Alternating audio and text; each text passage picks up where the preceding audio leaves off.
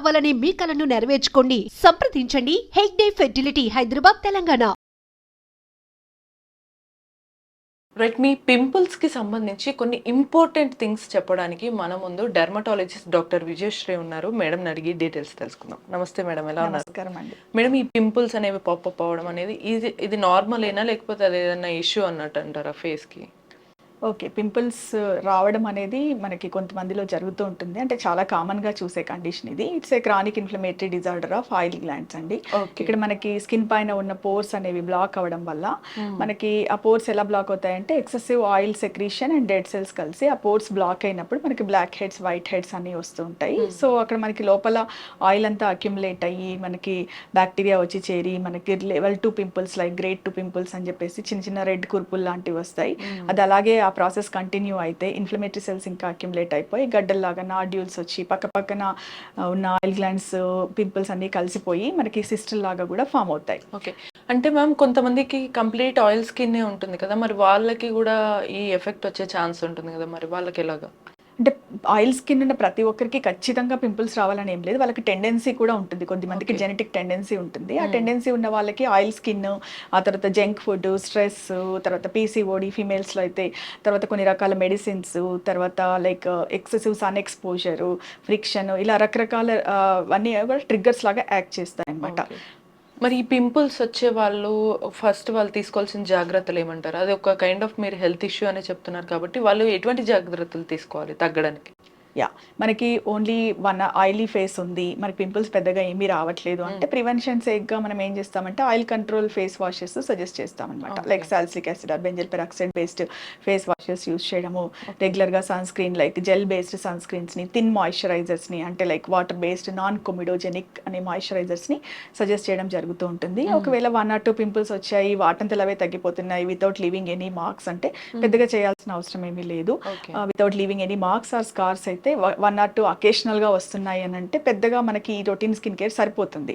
ఒకవేళ మనకి పింపుల్స్ అనేవి వస్తున్నాయి, ఎక్కువ రోజులు ఉంటున్నాయి, తగ్గిన తర్వాత మార్క్స్ పడుతున్నాయి, అలాంటప్పుడు మాత్రం గ్రేడ్ ఆఫ్ ద పింపుల్ని బట్టి మనం ట్రీట్మెంట్ని సజెస్ట్ చేయడం జరుగుతుంది. అంటే గ్రేడ్ 1 అంటే బ్లాక్ హెడ్స్, వైట్ హెడ్స్ అలా ఉన్నప్పుడు ఆ పింపుల్స్కి మనము బెంజల్ పెరాక్సైడ్, ఆ తర్వాత రెటినాయిడ్ క్రీమ్స్ అలాంటివన్నీ సజెస్ట్ చేయడం జరుగుతుంది. కురుపుల్లాగా ఉన్నప్పుడు ఓరల్ యాంటీబయాటిక్స్, ఇంకా గ్రేడ్ ఆఫ్ ద యాక్ని ఇంక్రీజ్ అయినా కొద్దీ అదర్ ఓరల్ మెడికేషన్ని సజెస్ట్ చేయడం జరుగుతుంది.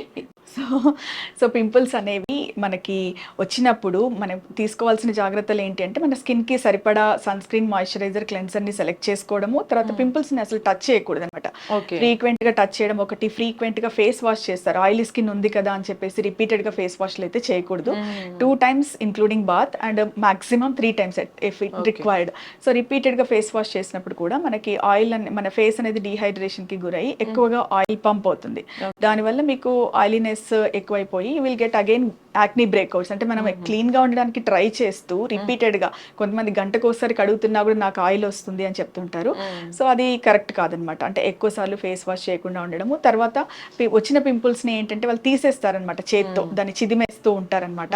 అలా చేయడం వల్ల ఏమవుతుంది అంటే మనకు పోస్ట్ ఇన్ఫ్లమేటరీ హైపర్ పిగ్మెంటేషన్ అంటే యాక్నీ తగ్గిన తర్వాత నార్మల్గా సూపర్ఫిషియల్గా పడే మార్క్స్ కాస్త చాలా డీప్గా పడతాయి. తర్వాత కొన్నిసార్లు నల్ల మచ్చలు పడతాయి. తర్వాత మనకి స్కారింగ్ టెండెన్సీ కూడా ఇంక్రీజ్ అవుతుంది. మనం పని కట్టుకొని స్కిన్ని ఇంజ్యూర్ చేసినట్టు అవుతుంది. ఎక్కువగా మరకలు అనేవి పడతాయి. పింపుల్స్ కన్నా ఎక్కువగా అవి ఎక్కువగా కనిపిస్తాయి. తర్వాత వాటిని పోగొట్టడానికి మనము కొన్ని ప్రొసీజర్స్ చేయాల్సిన అవసరం ఉంటుంది. లైక్ కెమికల్ పీల్స్ అవన్నీ చేయాల్సిన అవసరం ఉంటుంది. అవన్నీ లేకుండా ఒకసారి వచ్చిన తర్వాత అది ఎంత పెద్దగైనా, ఎంత ఆక్వర్డ్ అనిపించినా అదే న్యాచురల్గా వెళ్ళిపోయేలాగా వెయిట్ చేయాలని. ఒకవేళ మనకి వెళ్ళిపోతుంది వితౌట్ లీవింగ్ ఎనీ మార్క్స్ అంటే ఓకే, మనకి అది మార్క్స్ క్రియేట్ చేస్తుంది, స్కార్స్ క్రియేట్ చేస్తుంది అంటే మీరు డెర్మటాలజిస్ట్ని సంప్రదించి ఖచ్చితంగా మీరు ట్రీట్మెంట్ తీసుకోవాలి. లేకపోతే 1 or 2 వస్తున్నాయి, ఇనిషియల్ స్టేజ్లో నాకు అడాపలిన్ జెల్ కానీ బెంజల్ పెరాక్సైడ్ జెల్ కానీ పెడితే పోతుంది అంటే ఓకే. బట్ అది పెట్టినప్పుడు కూడా మీ స్కిన్ టైప్ని బట్టి ఎంతసేపు పెట్టాలి, ఎంత క్వాంటిటీ పెట్టాలి అనేది చూసుకొని యూస్ చేయాలి. ఎందుకంటే మనము ఈ రెటినాయిడ్ క్రీమ్స్ మంచివని చెప్పేసి ఎక్కువ క్వాంటిటీలో నైట్ అంతా అప్లై చేసుకున్నట్టయితే మనకు బాగా ఎక్సెసివ్గా డ్రై స్కిన్ వచ్చేసి రెటినాయిడ్ డెర్మటైటిస్ అని చెప్పేసి, ఒకవేళ డ్రైనెస్, రెడ్నెస్, ఇచ్చింగ్, ఇవన్నీ చాలా డిస్కంఫర్ట్ అనేది వస్తుంది అనమాట. సో ద క్వాంటిటీ అండ్ మనం ఎంతసేపు పెట్టాలి అనేది మన స్కిన్ టైప్ని బట్టి డిసైడ్ చేయడం జరుగుతుంది. సో ప్రాబబ్లీ వన్స్ మనకి పింపుల్స్ వచ్చాయన్నప్పుడు న్యాచురల్ హీలింగ్ అయితే ఆగొచ్చు, కానీ ఒకవేళ వాటిని మీరు తగ్గించుకోవాలి అని అనుకుంటే డెర్మటాలజిస్ట్ సజెస్ట్ చేసి వాళ్ళ స్కిన్ టైప్ని బట్టి తీసుకుంటే బెటర్ అంటారు. అవునండి. లైక్ అంటే మళ్ళీ కొంతమంది తొందరగా ఓన్ రెమెడీస్ హోమ్ రెమెడీస్ వాడుతూ ఉంటారు కదా మేడం, అవి తగ్గడానికి. కొంతమంది ఏమో పసుపు ఆ పర్టికులర్ ప్లేస్ లో పెడితే ఆ పింపుల్ పోతుంది అని పెడతారు, అది ఓకే కాదా? ఓకేనా కాదా? అంటే కొంతమంది అయితే టూత్ పేస్ట్ పెడితే తగ్గుతుంది, పసుపు పెడితే తగ్గుతుంది అని ఇట్లా రకరకాల కొంతమంది కూడా బేకింగ్ సోడా ఇలాంటివన్నీ, వెనిగర్ ఇలాంటివన్నీ అప్లై చేస్తుంటారు. సో అది ఏంటంటే కొంతమందికి సూట్ అవ్వచ్చు, తగ్గొచ్చు. అంటే తగ్గిన వాళ్ళే వాళ్ళకు తగ్గాయని చెప్పేసి పెడుతూ ఉంటారు కదా. సో మనము అది చూసి మనం ట్రై చేయడం స్టార్ట్ చేస్తే ఏంటంటే, మీ skin very dry sensitive skin అనుకోండి, మీరు the moment you apply like vinegar కానీ బేకింగ్ సోడా కానీ ఇలాంటివన్నీ పెట్టినప్పుడు మీ స్కిన్ కొంచెం అగ్రెసివ్గా రియాక్ట్ అవ్వడానికి ఛాన్స్ ఉంటుంది. సో హోమ్ రెమెడీస్ అనేవి అందరికీ ఒకే రకంగా పని చేయకపోవచ్చు. సో మనకి ఒక వన్ ప్లేస్లో పెట్టుకున్నప్పుడు మనకి ఏమైనా ఇరిటేషన్ వస్తుంది అలా అంటే దాన్ని ట్రై చేయకపోవడమే బెటర్ అంటాను. కొన్నిసార్లు ఫుడ్ కూడా పింపుల్స్ కి రీజన్ అవ్వచ్చు కదా మేడం? అవునండి, ఫుడ్ కూడా మనకంటే మెయిన్గా junk food, high calorie diet like high glycemic index ఉన్న ఫుడ్స్ అంటారనమాట. ఎక్కువగా మనకి ఈ మైదా, ఆ తర్వాత లైక్ ఫ్రైడ్ ఫుడ్స్, చిప్స్, తర్వాత ఈ పొటాటో లైక్ ఫింగర్స్ ఉంటాయి కదా, లైక్ అలాంటివన్నీ, తర్వాత చీజ్, ఎక్కువగా చీజ్ ఉన్న ఐటమ్స్, డైరీ ప్రోడక్ట్స్, తర్వాత especially fried foods and sugars, frequent coffee teas with milk and sugar, especially cow milk, తర్వాత ఈ జంక్ ఫుడ్స్ అంటే ఎక్కువగా వేయించిన ఫ్రైడ్ ఫుడ్స్ ఇలాంటివన్నీ అవాయిడ్ చేయాలి. Ma'am but to be honest, ఎంత అవాయిడ్ చేసినా ఈ మధ్య అవి ఇంటేక్ ఉంటుంది.